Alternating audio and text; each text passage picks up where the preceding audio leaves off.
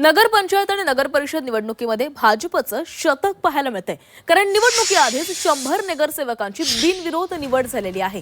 दोंडाईचा नगर परिषदेमध्ये सर्वाधिक 26 उमेदवार विजयी झालेले आहेत। बिनविरोध जिंकलेले नगरसेवक 100 आहेत, तर नगराध्यक्ष 3 आहेत। राज्यामध्ये मिनी विधानसभा निवडणुकांची रणधुमाळी सुरू झालेली आहे। या पार्श्वभूमीवर राजकीय वातावरण चांगलंच तापल्याचं चित्र पाहायला मिळतंय।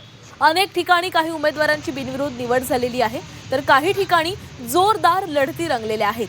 दरम्यान भाजपनं राज्यामध्ये निवडणुकीआधीच मोठी आघाडी घेतलेली आहे। कारण नगरपंचायत व नगरपरिषद निवडणुकीमध्ये भाजपचे 100 उमेदवार बिनविरोध निवडून आलेले आहेत। धुळ्यातील दोंडाईचा नगरपरिषदेमध्ये सर्वाधिक 26 जागांवर भाजपचे उमेदवार विजयी झालेले आहेत। त्यामुळे भाजपच्या कार्यकर्त्यांकडून सर्वत्र जल्लोष केला जातोय। तर कुठल्या विभागामध्ये किती नगरसेवक बिनविरोध निवडून आलेत पाहूयात।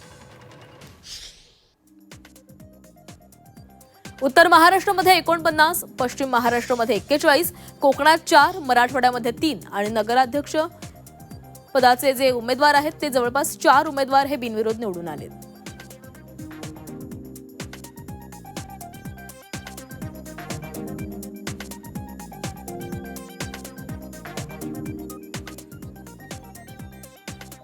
भारतीय जनता पार्टीचा जनतेचा विश्वास आता भाजपा आणि महायुतीवर आहे।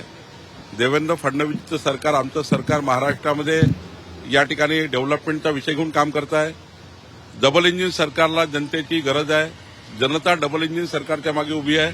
मोदीचं सरकार, देवेंद्रचं सरकार हेच विकास करू शकते ही भावना जनतेमध्ये आहे आणि म्हणून मोठ्या प्रमाणावर भाजपा आणि महायुती निवडून येत आहे। मी आपल्याला दाव्याने सांगतो 51% मतं भाजपा महायुतीला मिळतील। 2/3 बहुमत महाराष्ट्रात भाजपा महायुतीला मिळेल।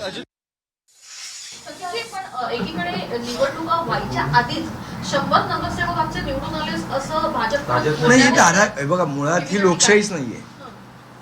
मला असं वाटतं अटल बिहारी वाजपेयींना म्हणूनच मला आठवण येते भारतीय जनता पक्ष ज्या पद्धतीने वागतंय त्यावेळेला अटल बिहारी वाजपेयींचं संसदेतलं एक भाषण आहे, आपण पण बघितलं, खूप व्हायरल झालेलं।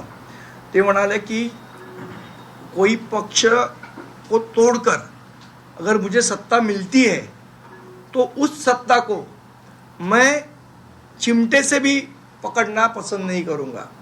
हे अटल बिहारी वाजपेयींचं वाक्य आहे। त्यामुळे मला असं वाटतं अटल बिहारी वाजपेयींकडे आम्ही प्रार्थना करू की भारतीय जनता पक्षाच्या बिघडलेल्या कार्ट्यांना त्यांनी सद्बुद्धी द्यावी।